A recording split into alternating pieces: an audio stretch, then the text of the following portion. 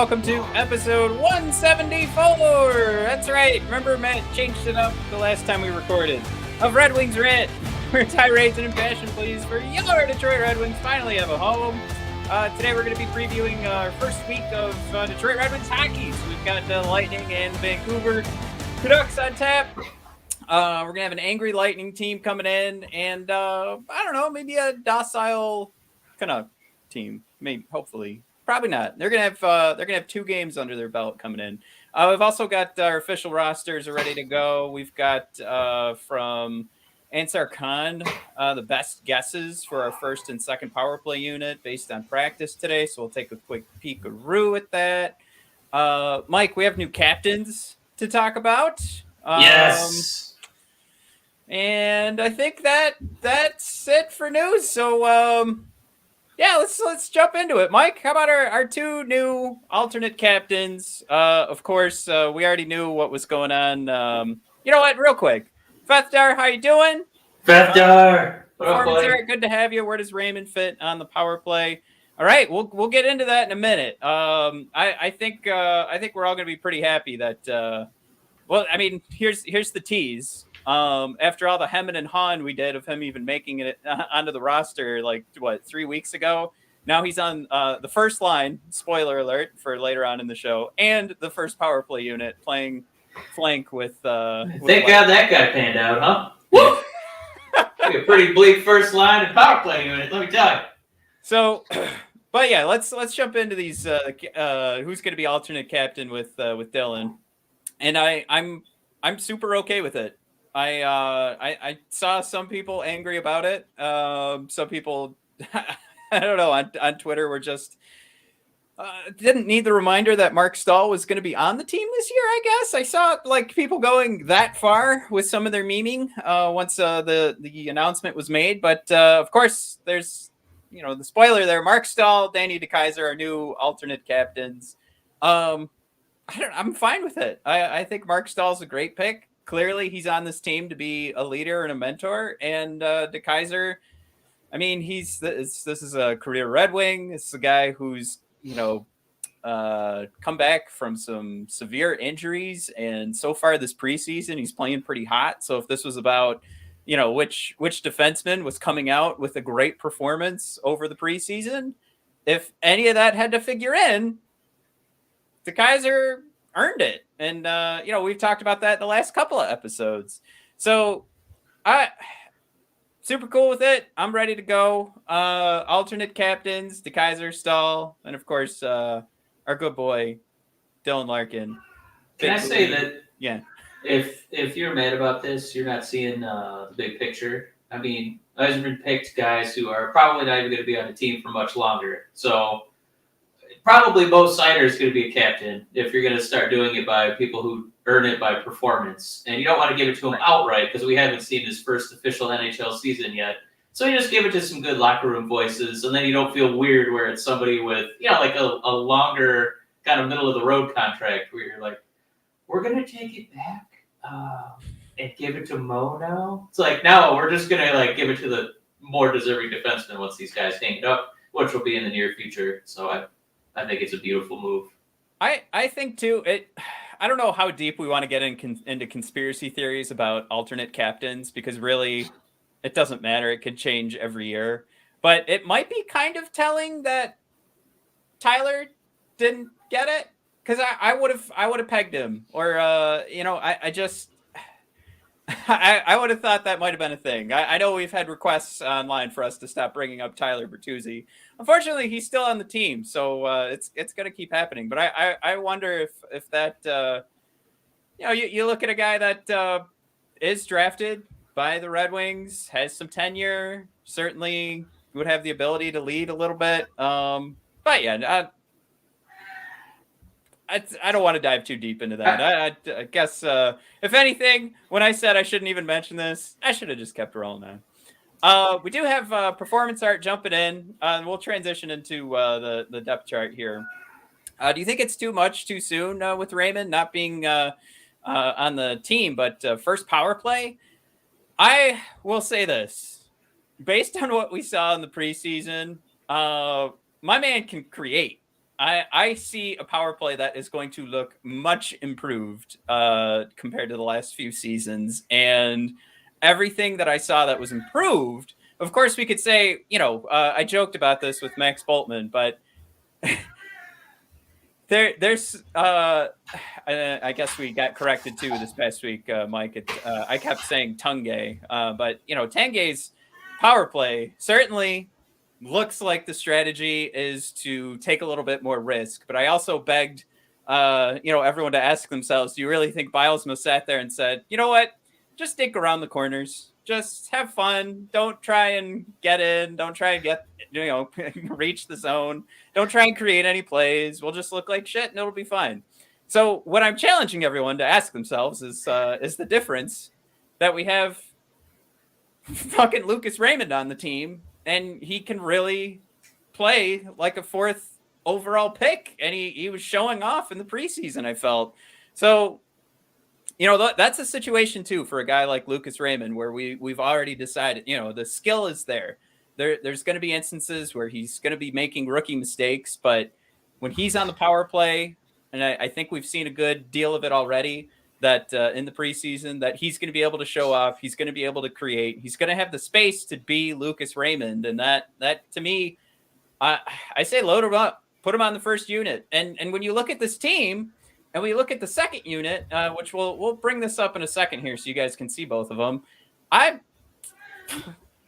be pretty hard pressed to make an argument for who's playing his position on the second unit should have the job over Lucas Raymond. So, Mike, I think it's probably time, right? I gotta jump in here, and we got to show these depth charts. And yeah, let's get the visual on there. I gotta say, as far as too much too soon, it's like I don't know who else you would really want in there. I don't know if we're really clamoring for Rasmussen to be on the first one. I don't know, man. Did you want Gagne on the first line? I don't know. I just feel like we're at a point where there's not a ton of like talented options, and we might as well give this guy like. If you're worried about defensive lapses, right, he's going to be out there with the man advantage. So you can kind of put that, on the back burner. That's not going to be an issue if he's on the power play unit. And with young guys, right, you want to give them confidence. So why not put him out there with, our best players and let him get some numbers on the stat sheet? And he's shown enough that I don't think he's going to look totally lost. The scary part is he already looks like one of our better goal scorers, which. Right. I mean, that's telling on its own, and how far we are from. Kind of scary for where our prospects are for us. What happens is when you have a poopy team like we do, you really talk up your prospects. Like you over talk them because that's all you've been paying attention to for so long. Well, here's what it looks like now with a couple of prospects loaded in there. So this is it, and really from what we projected, and I'm not trying to pat myself on the back, like what we projected a couple months ago was kind of on everybody's list, but the only difference is really was that you could flop. I'm gonna feed my kicks. He's going ape shit. I'm so sorry. So on the first line, you're taking out Verana and putting in Lucas Raymond. And then as we roll down here for anybody listening to the podcast, let me roll these off actually name by name. Tuesday, Larkin and Raymond on the first line. Fabry, Suter, Zadina on the second line. Nemistikov, Rasmussen, Ernie on the third line. And then the fourth line is Giovanni Smith, Mitchell Stevens, and Sam Gagne. I'm pretty stoked to see my man Mitchell Stevens just automatically thrown into that the fourth line. Everybody that's been listening to the show knows that we're excited about him, and to see him get going. Of course, you wouldn't be a silly Red Wings fan if you weren't getting excited about a fourth line forward. that's the world we live in. Oh, you talking about Stevens? Yes. Yeah. Now, I think there was mention, too, that Rowney was sharing the load with Giovanni Smith. So we'll throw that in there. And then on the defenseman side, we'll pull this back up here. Dekeyser and Roenick on the first pairing. We'll just call it the first pairing. For all we know, Leddy and Seider is our first pairing. But they're pairing number 2. And then, Mike, today in practice. So you got to figure this is happening tomorrow, right? Because it was today in practice. Marc Staal and Gustav Lindstrom, not Troy Stetcher. The fourth pairing was Stetcher and Osterley. So I mean, I made the argument when we were doing the expansion draft. I made the argument months ago. I made the argument a couple of weeks ago. That was definitely our third pairing because of the chemistry that Staal and Stetcher set up, especially when they were activating in the offensive zone and the success that they had, that surely they would be our third pairing.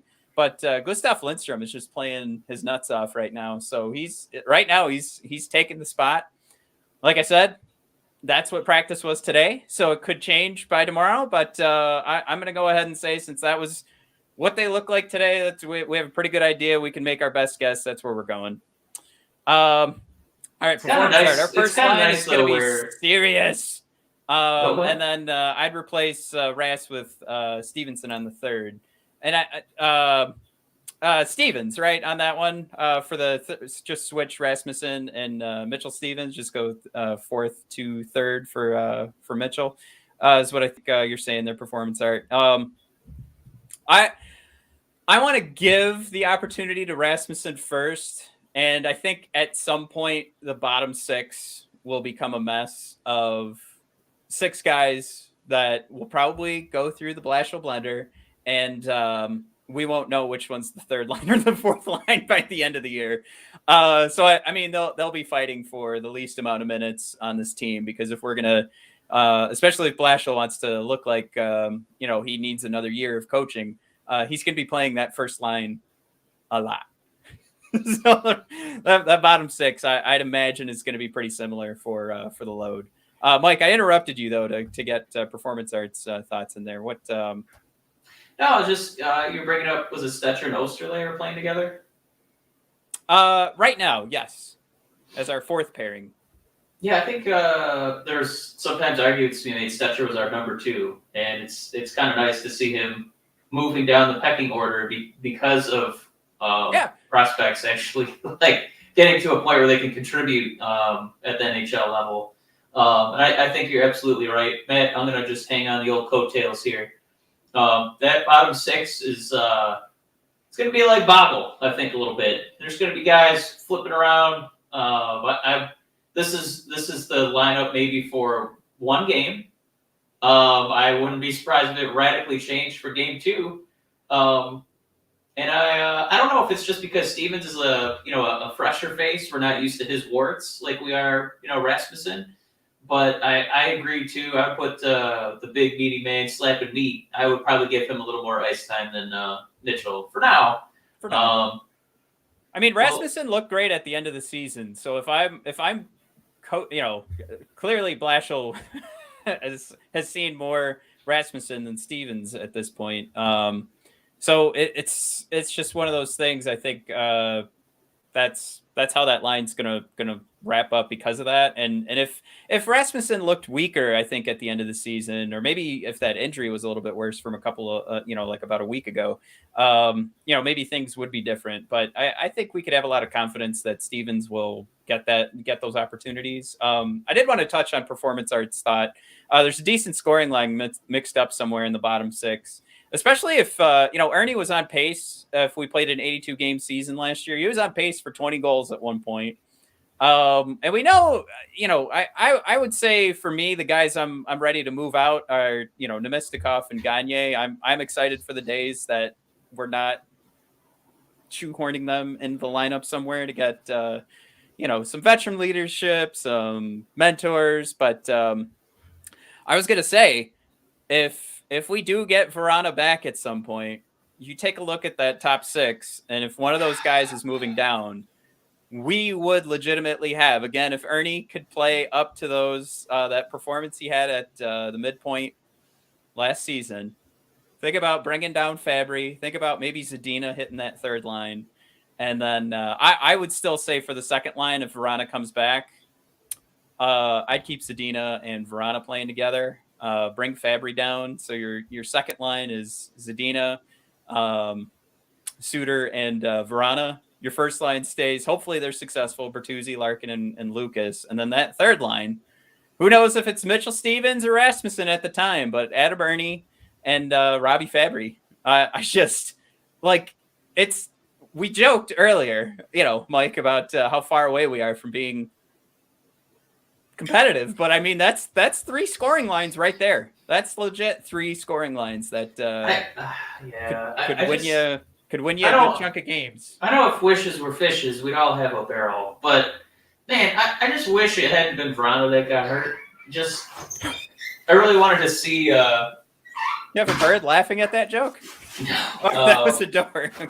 No, my lady came in with cat food. Yeah, I just wish it hadn't been Verano because that would have been, him, Larkin, and Tuesday. I would have loved to see just the rest of we'll call them our top 6. Watch those guys kind of get piecemealed around with the legitimate, proven pieces. You know what I mean? Yeah, I mean, we'll play that game, but you wonder too if Lucas makes the team if they do have a Verana slotting in there. It might be a happy accident. Excuses. Like Verana, I would have penciled him in for like 60 points, easy. But Raymond, we know he's going to have growing pains, and he's probably going to have one of those, rookie 10-game slides where he just doesn't produce a single point. So, we're optimistic, of course. It's just, there aren't a lot of rookies who just completely set the world on fire. Right. So I'd be expecting, like 30-ish points, maybe 40. I think even that is kind of asking a lot, but he's going to get so many opportunities. I think it might be tough for him to not contribute because of all the power play time and playing on the top line. Performance Art, everybody. Time to subscribe to Performance Art's YouTube channel. He says it right here. Okay, boys, I'm going to say it. Wings squeak into the playoffs, and of course, Soap Dish right behind him. Not a chance. Now we did talk about in the last episode if there was a shot of them sneaking past, like Montreal, with what they're going through with Carey Price right now. Is there that possibility that they're going to drop? And if you have one more team drop, somebody's going to sneak up, and I think that's where Performance Art's coming from. But there's always a dark horse. I think this team has a great shot at being really fun in the second half. They're going to be really fun this whole season because we have Lucas Raymond and Moritz Seider. But playing that game of if Verana comes back is the most fun game in the world to play right now. Mike, I got NHL 22. First 2 goals of the season. Lucas Raymond? Verana, all the way. Oh.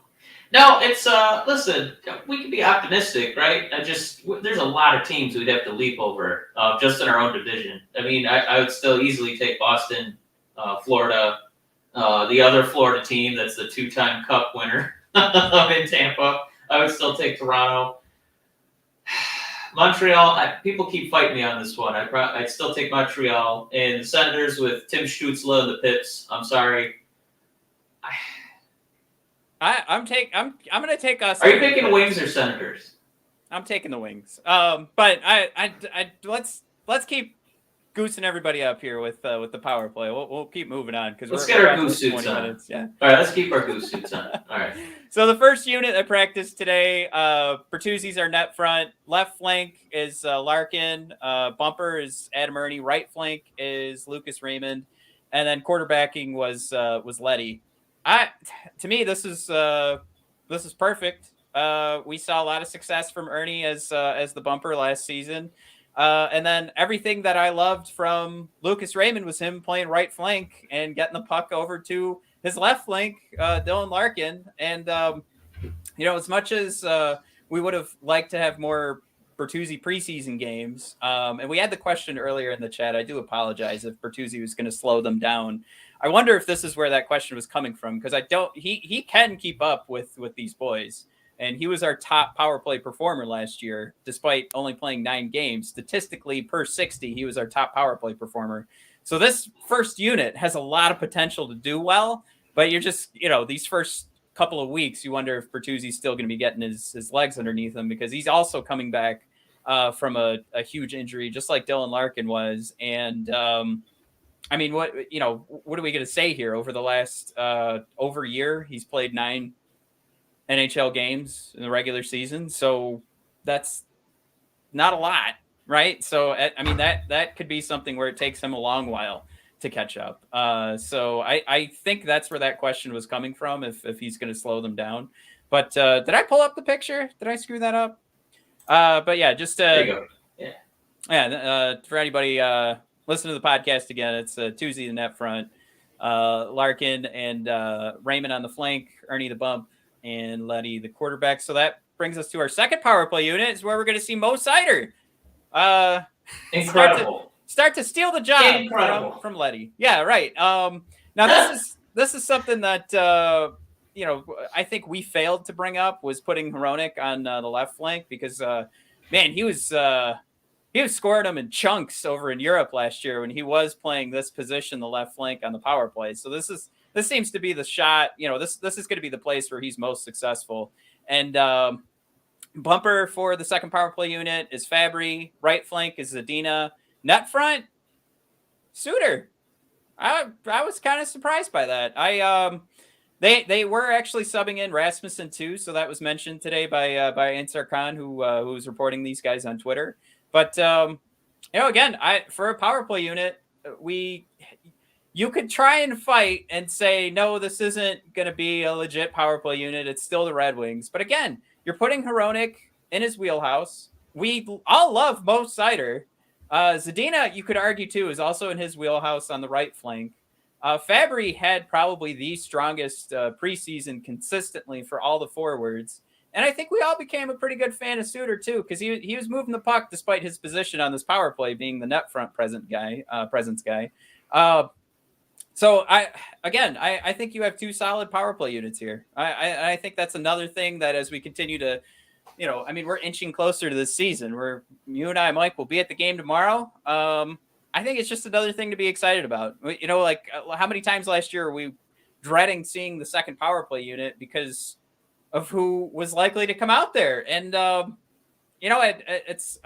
think one of the things I failed to mention was that Gagne was also subbing in on the first unit, but you don't have to do that. It's just, that's not a thing. Just keep them out of there. We're good. We're golden. Just no Sam Gagne on my power plays. I know he's had success. I know he scored some goals, but that's a positive. We're moving in the right direction. The not having a Sam Gagne on one of these power play units, or being able to build them up with some exciting names and not having to worry about that, A+.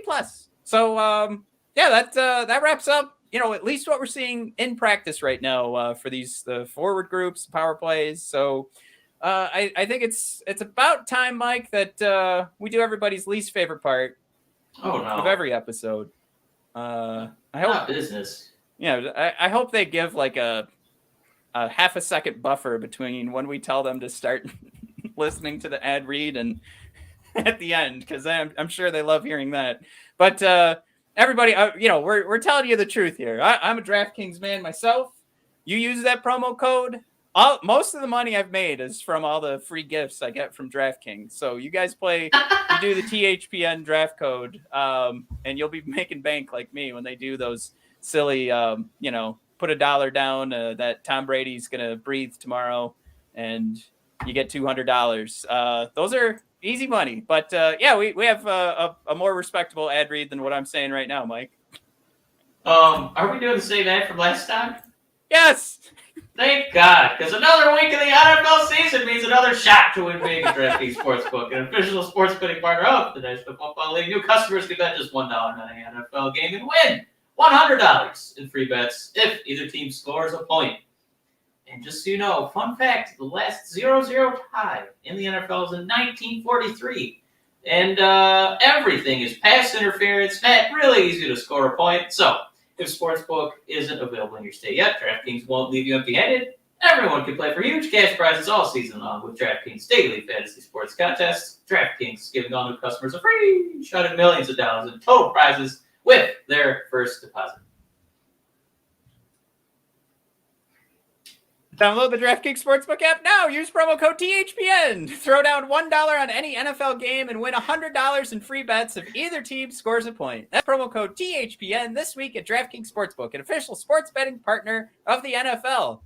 Must be 21 or older, New Jersey, Indiana, or Pennsylvania only. New customers only. Minimum $5 deposit, $1 wager required. One per customer. Restrictions applied. See DraftKings.com/sportsbook for details. Gambling problems, call 1-800-GAMBLER. That's it.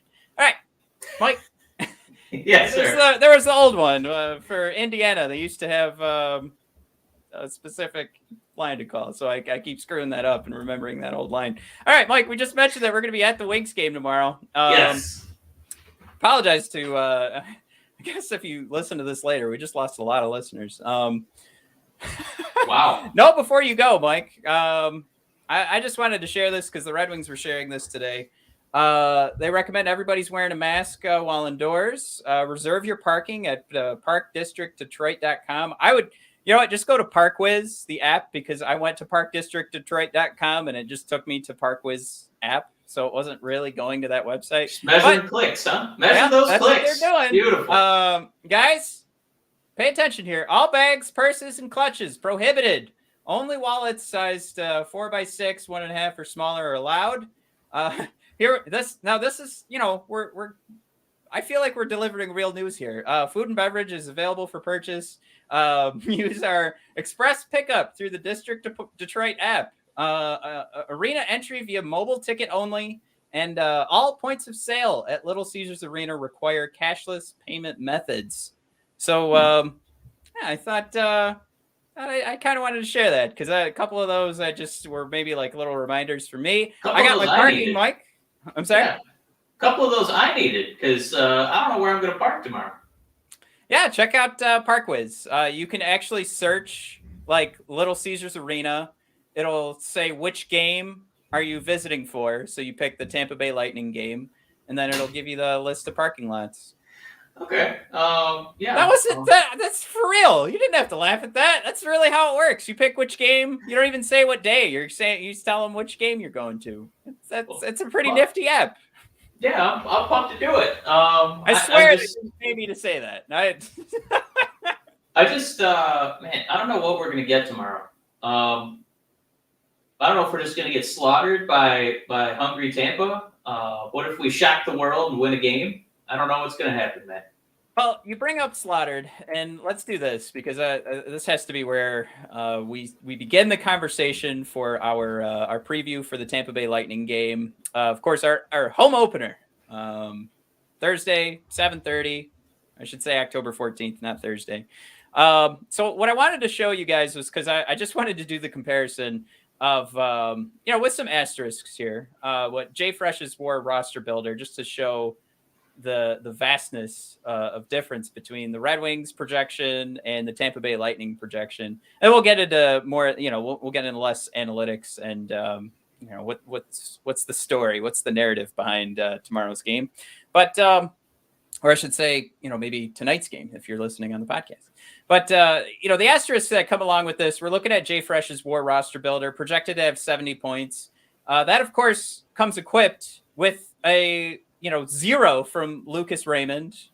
Carter Rowney's another guy that I think might not even be on the roster here. We have a 0 from Moritz Seider. So the 70-point projection here it's very important we go over the asterisks.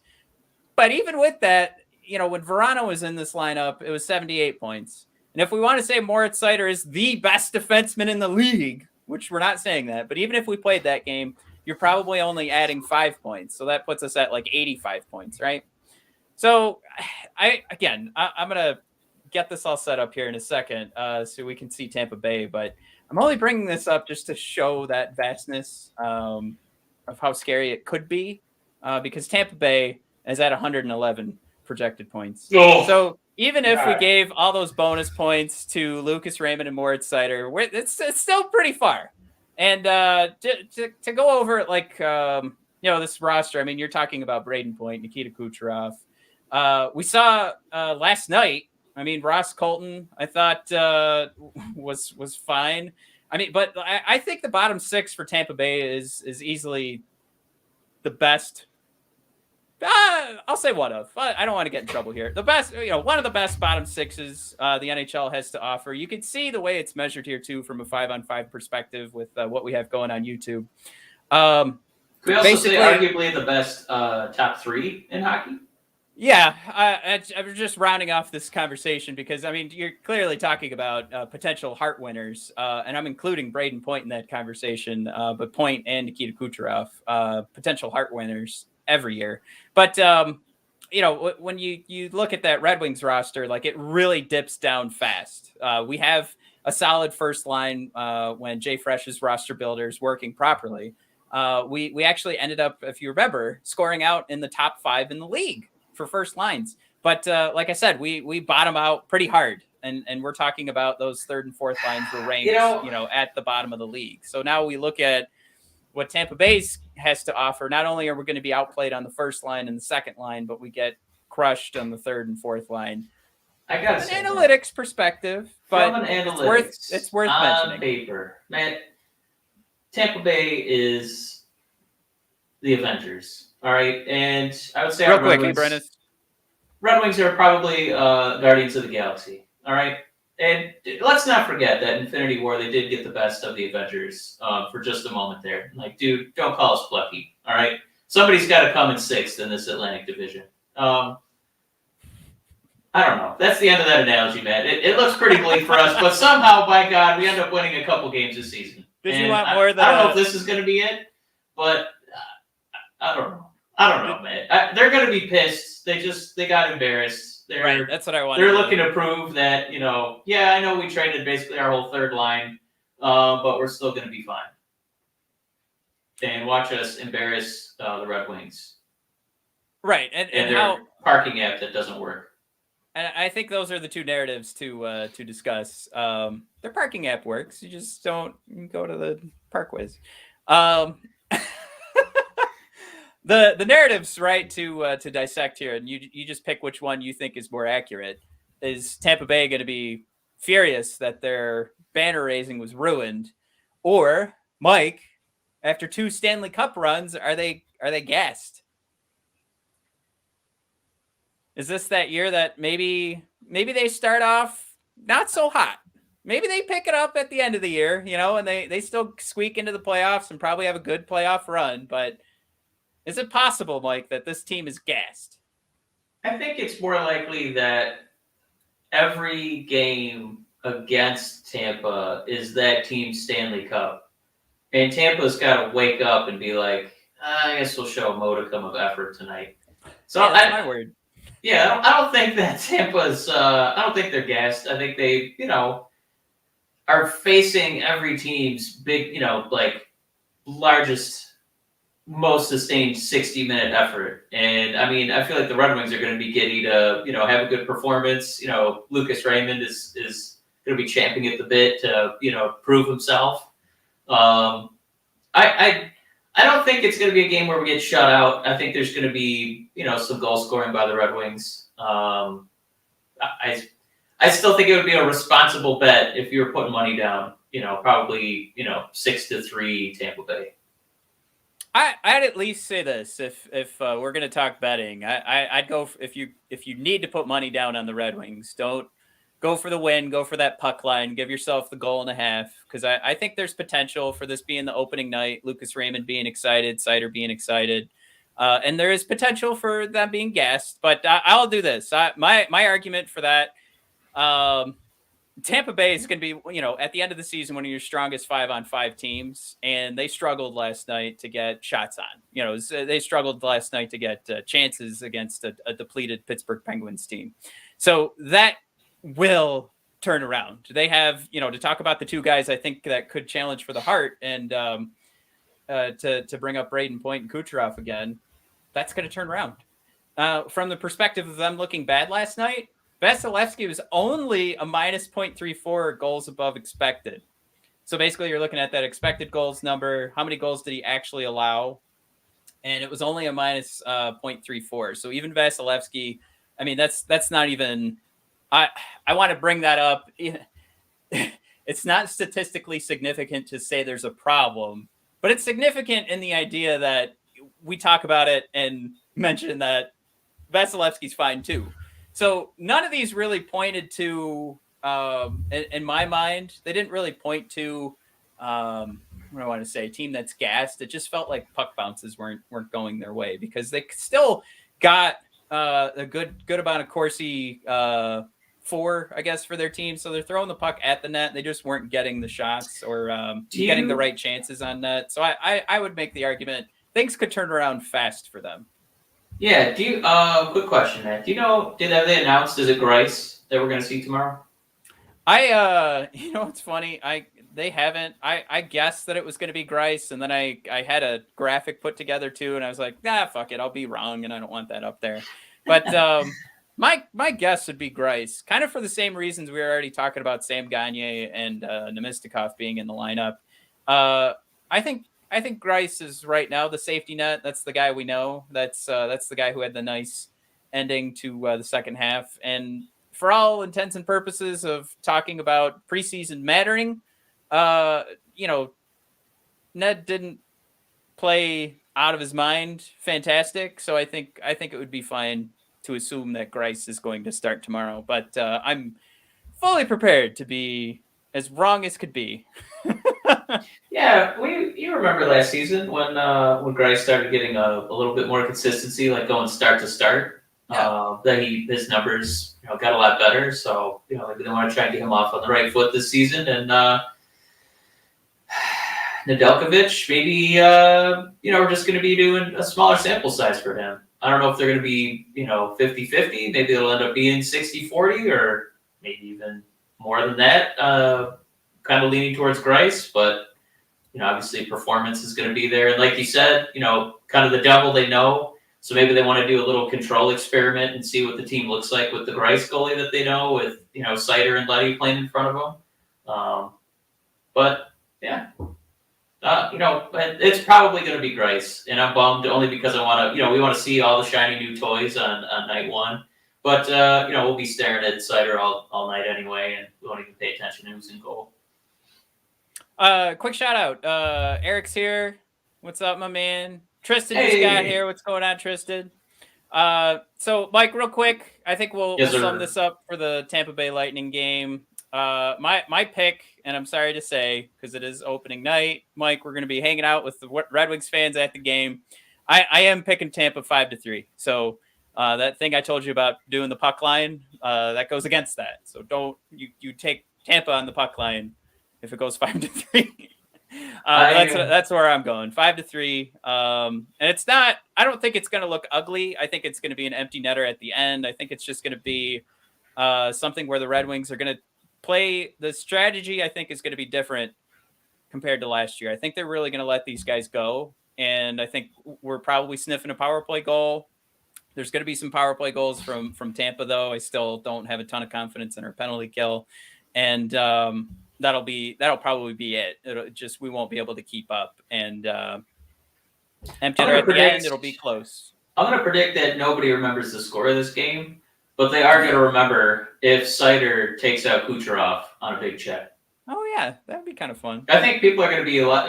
I'm going to count myself in that and speak for a lot of people. I think we're going to be a lot more excited to see Seider against like some of the most dazzling offensive talent that the NHL has, just to see what kind of mustard he puts on a few hits and see if he can have a few moments where he can go, kind of look into the future and like with a little more development, clean up some rookie mistakes. My God, this guy's a real prospect. So that's what I'm looking forward to.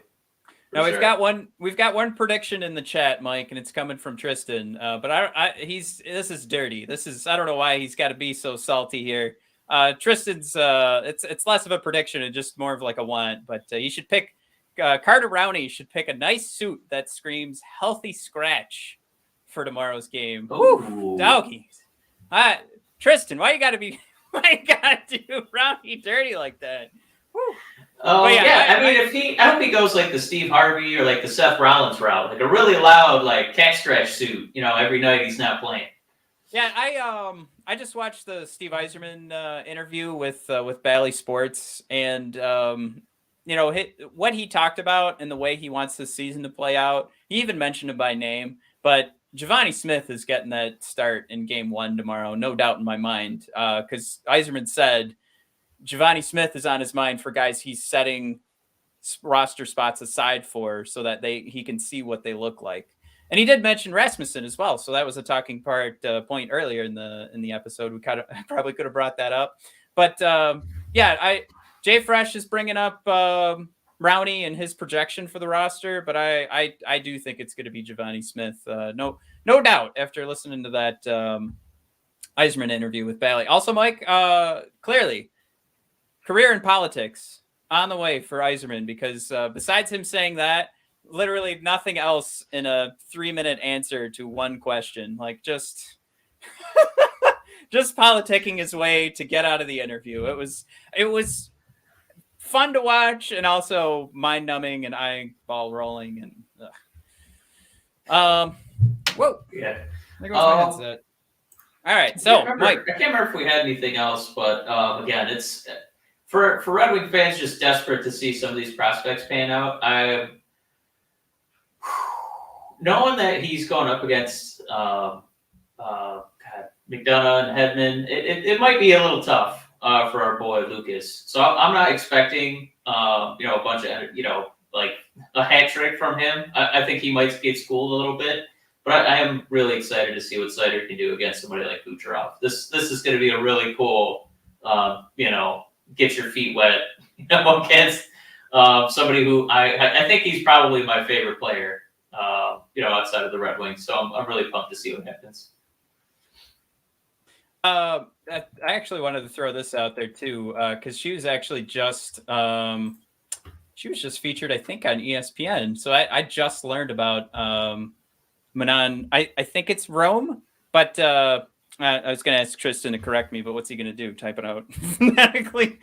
But she's going to be on the Bally Sports Detroit hockey broadcast, which is funny because I don't know. Is that Tristan? You could let me know this. Is that just for the Tampa game? Because that's where she signed a contract with the Tampa Bay Lightning in 1992, appearing in a preseason game. So that, huge female goaltender for the Tampa Bay Lightning. Tristan's thrown out there too.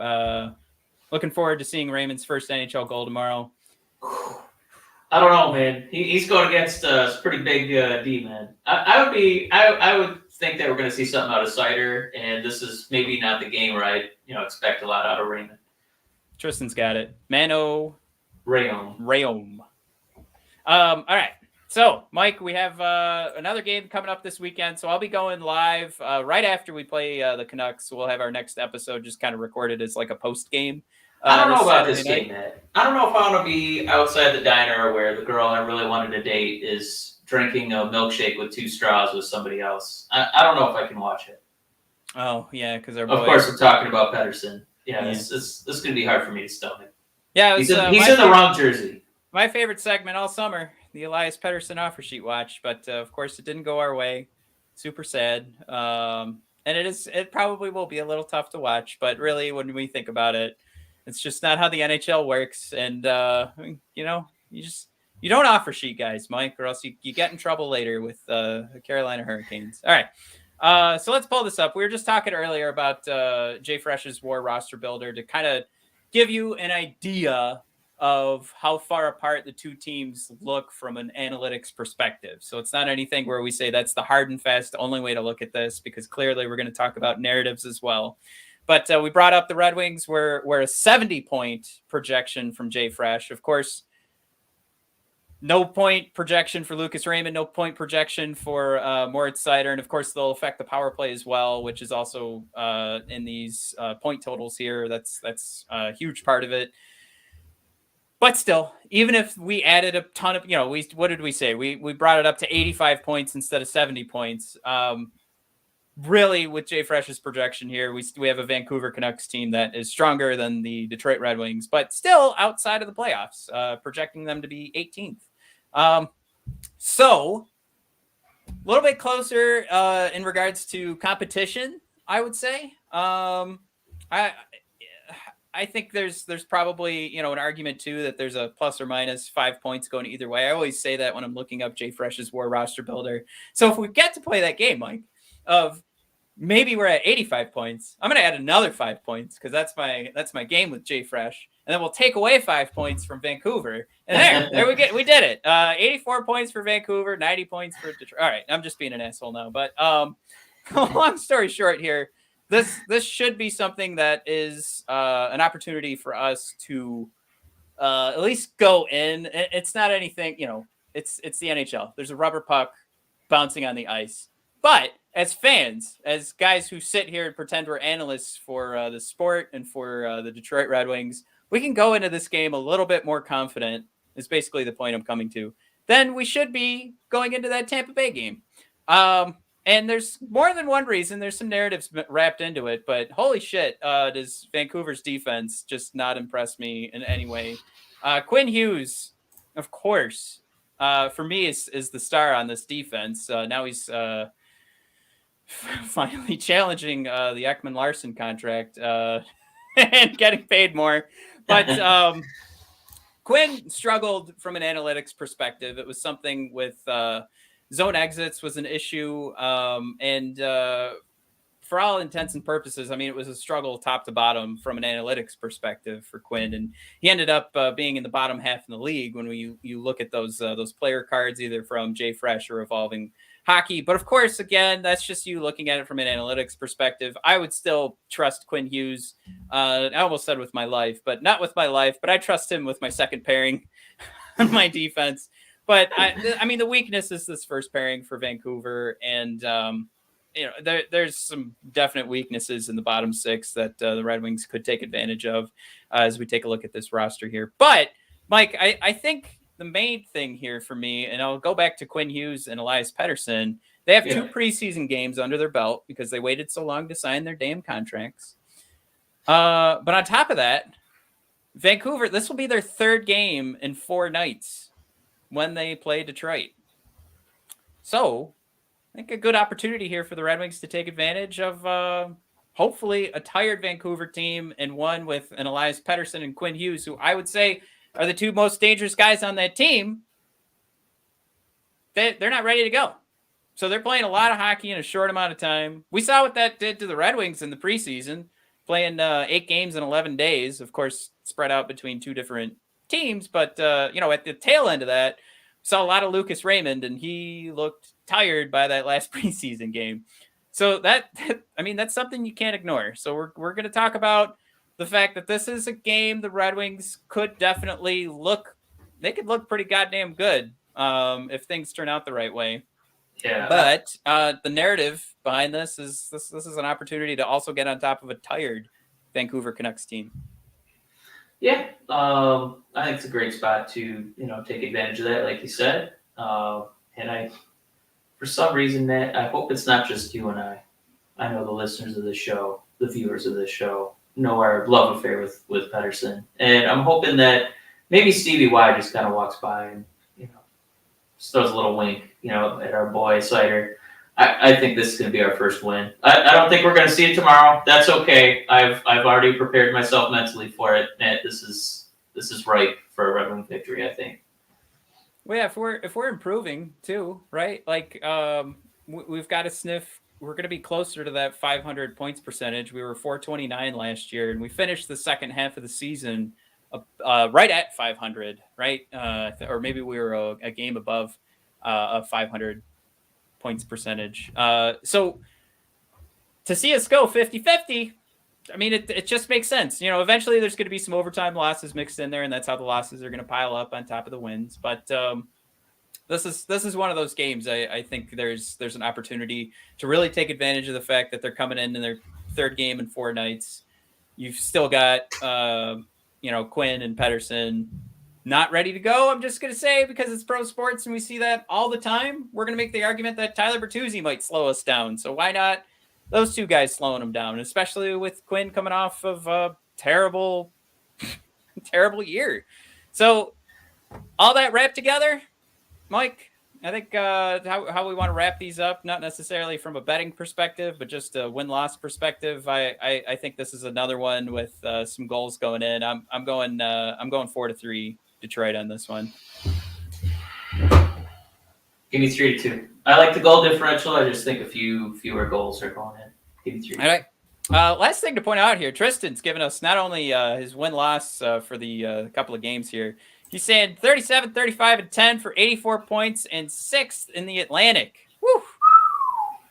Yeah, I think there's absolutely an opportunity here to do that.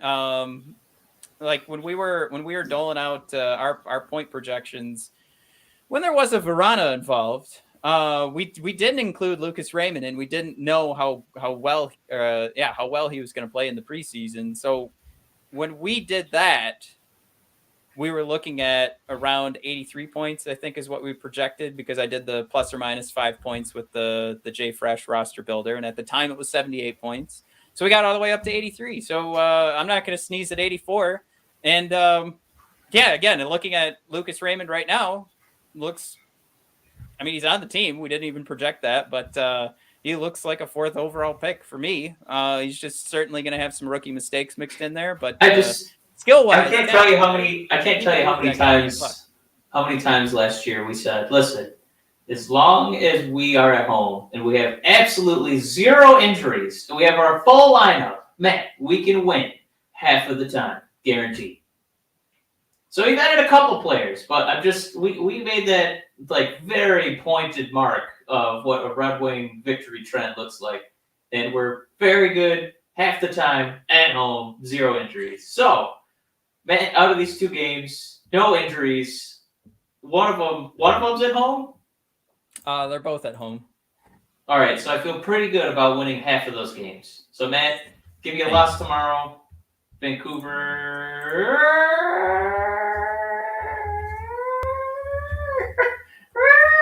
Come on, Matt. What? Oh, we are at home for. You're right, for Vancouver. Yeah.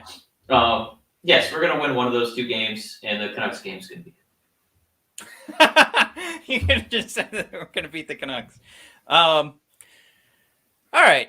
Let's. I'm kind of looking at the comments here, making sure I didn't miss anything. I got to thank you guys for all tuning in. Soap Dish, we have to have a conversation. We were chatting privately on Facebook, and life has a way of getting in the way. But Soap Dish 999, I just hope they're a lottery team. So he'll take the 83 points to 84 points, just as long as we can sniff Shane Wright in that beautiful first pick. We need that shot. Mike, I think like something like the Verana injury, I'm a conspiracy theorist when it comes to the Red Wings and the Yzer plan. I'm wondering if there's another Verana injury on its way. We'll get a good look at a couple of these guys, build up some trade value, and then, another guy will get hurt while there's no media people around on practice, just like Verana did. Yeah, I don't know if the next domino would fall, Matt. We talked about our hot takes the last episode, and you got to expect Bertuzzi being out the door too. That's my 2-1 hot take. Oh man, people are so angry at you for that. What are they mad about? They don't like it. You better keep Bertuzzi on your team, Mike. He's a hero. He's an American hero. God damn. How many games has he played in the last 2 seasons? How are we so enamored of a guy who's not on the ice? No, when we talked about being, we're sacrificing a portion of our cap space to a guy who doesn't want to take a shot. That's a hockey shot. I don't want to get into that again. I know everybody knows how we feel. With all due respect, I think Batman said like 99% of the players have taken a shot, and then there's like 4 guys. There's like 4 guys left, and we got one of them. Somebody tweeted out earlier today that Tyler Bertuzzi makes up 25% of all NHL players who have not been vaccinated. Let me throw this out there. You were mentioning Bettman. Mike, the ESPN opening night. Yes. Biggest, according to Gary Bettman, biggest opening night in 2 decades. Viewership-wise, sorry. Okay. Just a big. It was humongous. It was the biggest thing I'd ever seen. Viewership, yes. Sorry. Who's calling the game on TNT tonight? Barkley? What's up? Is Charles Barkley calling the game tonight? Yeah. Have we confirmed that yet? I know that he's a part of the broadcast because I saw a snippet. Somebody took a picture of him talking with Cooper from the Tampa Bay Lightning because I guess they're buddies somehow. So you gotta squeeze in your TNT talent into the. You got like ESPN did it right. I think they told a wonderful story about the ESPN music, and then they mixed in like who is ESPN and have them, tell everybody seriously, hockey's pretty good. And that, viewership went up. You got an amazing game with that, the first Seattle Kraken game. Yeah. even though, the Golden Knights cheated at the end. I don't know if you saw the puck get kicked into the fucking net. What are we doing? What the fuck? How is that a goal? Did everybody see it? I didn't see that. No. I know we're going long here because I only wanted to do the 2 previews, but oh my God. Real quick, it's the Red Wings rant, and I haven't ranted yet today. Not a goal in any way, shape, or form. But my real problem is if we're going to allow that goal that went in for the Golden Knights last night, what the fuck are we doing? Just let guys kick the puck in the net. When did we decide that you couldn't use any part of your body to get the puck in the net? Why is that why does that make sense? I'm just glad that they really started enforcing that after Holmstrom retired, because that was that guy's whole shtick was flinging pucks off his ass, off his face, off his nuts. Well, you can do your nuts. I don't think he ever stick handled the puck into the net. Go to the NHL rulebook. You can use your scroty to get the puck in the net, but you can't kick it. But again, my problem really is that we're coming up with these ridiculous rules. I think just let them kick it in the net, and then I don't have a problem with it. Then this goal that happened last night, that wasn't a goal according to the rule book. This bullshit about he angled his skate. Oh, he picked up his foot and twisted his ankle and moved his leg forward so he could angle his skate to hit the puck into the net. No, that's a fucking kick. So the difference between angling your skate and a kick is if the puck hits your toe or not, I guess, which is not a thing. That's not ask soccer players. All right, so side of your foot all the time. I have it going right now, man. Let me see. I'm gonna do a real reaction here. Let's see how mad I get. What? That's not a goal. What is that bullshit? He fucking kicked it forward. What? That's beautiful. Okay, that is really egregious. That is really bad. I just don't get it. Wait. I mean, we've seen it. We've seen guys tip it in off their foot that doesn't move, and even then, that they're politicking their own body. That's a deliberate, premeditated puck kick. Somebody said it was the best way for Seattle fans to be introduced to the NHL. Just, getting fucked over by a dumb rule. Welcome. Wow. Yeah, that's got to be hockey's tuck rule. I got to think, right?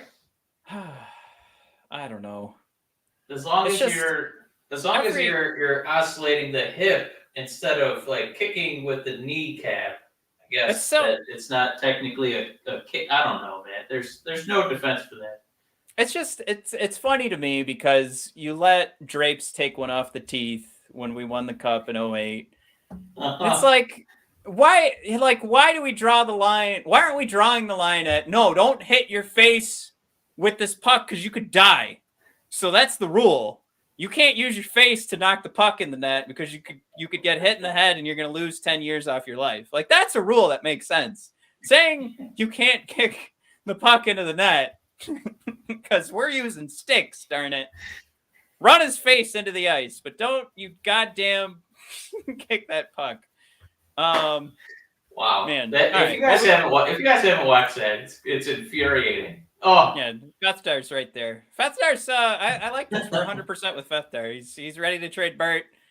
He's good on Seattle's intro to the NHL. Poor Seattle, I think it's time to wrap up though. Mike, did you want to go through your fantasy hockey team that you drafted while we were talking? Oh yeah, I rolled the dice on too many names, man. I don't know if you want it. I'll do my your first couple five. picks. Your first 5 are incredible. I got I was shocked that he dropped because I picked 6th in a snake draft, man. Kucherov. Of course, I did end up taking Elias Pettersson in about the 7th round or 8th round. Yeah, he really dropped. And then was there a couple other I was kind of excited about? Huberdeau? Yeah. He's going to be all right for me. I'm going to get Palat, so I'm going to have him and Kucherov. Hopefully they have a good season together.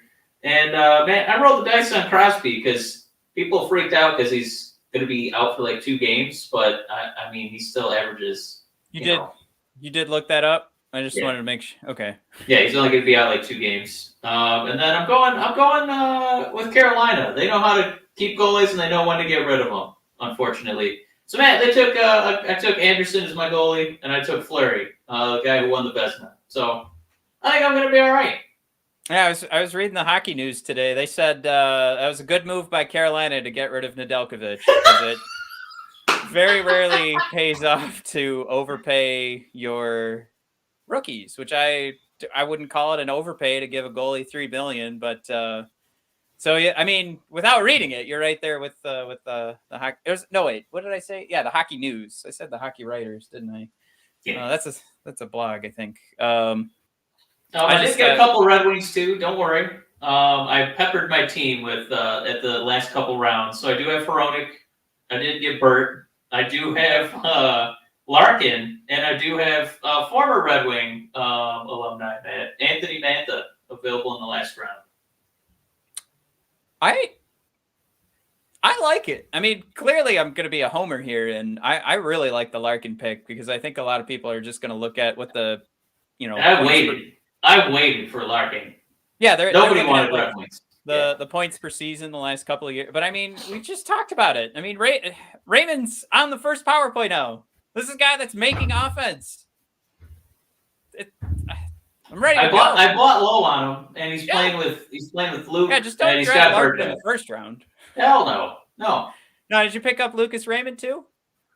He's still out there, man. Nobody wants him. So I'm one injury away from bringing him aboard. I would say probably he'll go on a hot start and then he'll taper off. So you want to pick him up now and then drop him in a couple of weeks is how I do it. So I want to pick him up for this Tampa game and then drop him for the Vancouver game. So Fethdar, he lets goaltending go to hell and just focuses on scoring categories. I think I'm guilty of that as well. But he did pick up Ned. I picked up Grice.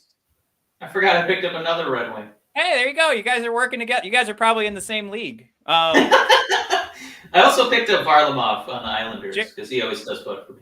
Jared Shaw. Jared, I'm glad you're here. I feel like we don't see you too often in the comments here, but he likes your team. Now, I was thinking you had Pasta, but I forgot that you... I just missed out on the Pasta, man. Right, you were going to get Pasta, and then you went for Huberdeau. So that's where I was... That was the one where I was like, holy fuck, he's still available? Like, he's going to sniff the top of the league of goals. Pasta's, yeah. All right, I'm going to throw a few more guys out there so you guys seem interested. I did take Seth Jones. I did do it. I did take Letang, and he, again, is on the stat sheet. The Seth Jones thing is that the entire league and the GMs, it's like Matthew Stafford, where every GM has said, no, Stafford has it. He just needs to be on the right team. He needs to be in the right situation. And, Seth Jones gets ranked pretty high among all defensemen. It's the analytics community that doesn't like him. But, I mean, if you're going to look at that situation and say, all right, now he gets to play with his brother in Chicago, let's see what happens. And he's playing in front of a Vezina winner. And then I also rounded out the D-men with Krug, Ekholm from Nashville, and that was about it. Is this a 2-person league? What the fuck? This is a great team. I don't know how we're going to do in fantasy, but if we were drafting a real team, I think I'd be pretty set. Yeah, if this was like your NHL 22 draft, it's fantastic. I do highly recommend, by the way, everybody plays the expansion draft if you are getting NHL 22. I did one yesterday as Seattle. Yeah. It is hard, considering they're actually playing with people's lives and real money. I still had a tough time. So, throw that out. Oh, and you know what? Last thing to mention, Mike, before we sail off, Dennis Cholowski is available. Seattle has him on waivers right now. Wow. So they're gonna send him down. And I mean, this is an opportunity for the Red Wings to just be like, we liked Cholowski, so we think he fits. Just now you're, let me see what that contract is. But I'll say this: I would have no problem if they brought him back.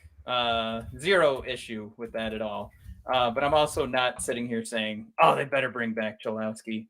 1 year, $900,000, Mike. I think we can make that work. I think we got a little room in the payroll. We got my Pedersen slot available. Bring him aboard. Also, my team name is the Stink Puckles. Stink Puckles? All right, instead of Stink Pickles, we're the Stink Puckles. Fetstar threw out their Svechnikov sign the other day too. Was that that's Evgeni signing with Winnipeg? Because I did see that he's going to be starting for Winnipeg either tonight or tomorrow, so he's going to be on their fourth line. Oh, Jared. I said this earlier. Grab up Chalowski, put him back in Grand Rapids as a backup. I kind of said that too. I was like, I mean, we'll pick him up. He's not going to fit anywhere on this team, but he can go back down to Grand Rapids. Like, you just play that game where he goes right back on waivers, but we'll see what happens.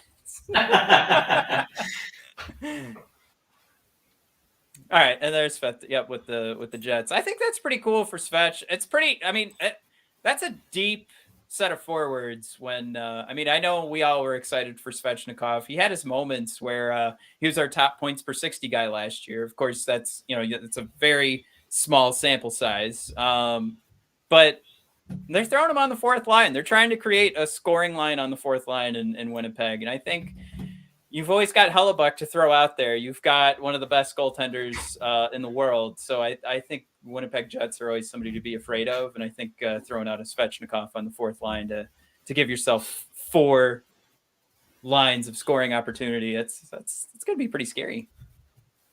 Perfect for Halloween, man. All right, we got to wrap up here. All these little thoughts that just kept popping in my head. I'll see you guys after the game. Saturday might be a little bit later than just the game. I am going to be doing some dinnering and movieing for my birthday. Oh. So as long as that timing works out, hopefully not too late, but probably close to like 11 o'clock or something. But I hope to see you guys all there, and we'll have fun. We'll chat about that win against Vancouver. It'll be fun. Hopefully, we're not chatting about something worse. All right, everybody, thanks for tuning in. Cut. Bye. Have a good one, everybody.